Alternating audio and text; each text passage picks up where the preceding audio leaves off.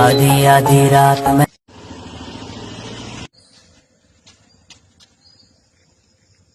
ওই বাড়িটা তো খুব চেনা চেনা লাগছে। আর ওই দাদাটাকেও খুব চেনা চেনা লাগছে। তাহলে কি আমার আগের জন্মের কথা মনে পড়ে গেল?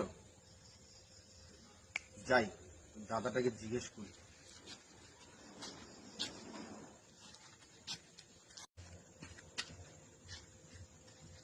দাদা, কি ব্যাপার বলুন তো?